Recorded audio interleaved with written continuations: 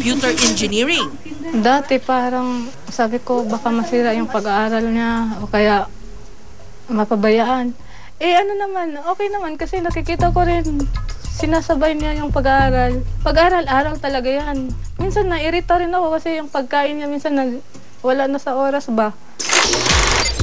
Naaalarma na nga raw ang mga eksperto sa dumaraming kabataan na tila naa-addict na sa internet. Meron na nga ngayong tinatawag na internet addiction. Hindi raw ito nalalayo sa iba pang mga uri ng adiksyon katulad ng sugal, pornografiya at alak. Masasabi raw na internet addict ang isang tao kung halos magdamaga na itong nag-internet at hindi na mapigilang mag-online. Higit sa lahat, kung naapektuhan na ng kanyang pag-i-internet ang normal na daloy ng kanyang buhay. Maliban sa mga social networking sites, isa pa raw sa mga kinaaadikan ng mga kabataan ngayon ang mga online games. Nagiging outlet daw kasi nila ito o paraan ng paglalabas ng saloobin. Meron ding kakaibang uri ng achievement na kumpara sa totoong buhay. Pero doon, kuwari kung lampa-lampa kang estudyante o lampa-lampa kang bata sa totoong buhay, pagpasok mo doon, isa kang matikas, isa kang malakas na mandirigma. Yun nga lang, sa sobrang pagkalulong ng ilan sa mga computer game, pati ang kanilang kalusugan, nanganganib na ring mag-game over.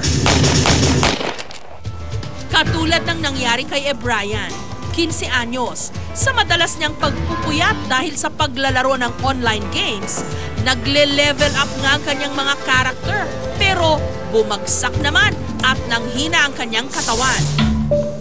Nung kumonsulta siya sa doktor, binalaan daw siyang maaring mauwi sa TB o tuberculosis ang kanyang kondisyon kung hindi maagapan. Mula raw noon, dinisiplina na niya ang kanyang sarili sa pagko-computer. Siguro po psychological na lang po. Parang feeling ko po ngayon, kailangan ko na pong matulog na mas maaga, ganun. Yung medyo alalili lang po sa paglalaro. Sa sobrang pagkahilig ng iba sa computer games, may ilan nang napahamak. Sa YouTube, kumalat ang isang Korean video kung saan ibinabalita ang pagkamatay ng isang sanggol dahil nakaligtaan siyang pakainin ng kanyang mga magulang na abala sa pagko-computer game.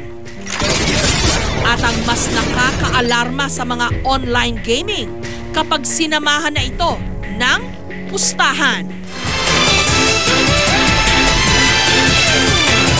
Susunod, si Rodelio, umaabot daw ng 15,000 ang pusta kapag nakikipaglaro ng Dota. Nakaka-addict talaga magsugal. Para namang dinaanan ng bagyong kwarto na to.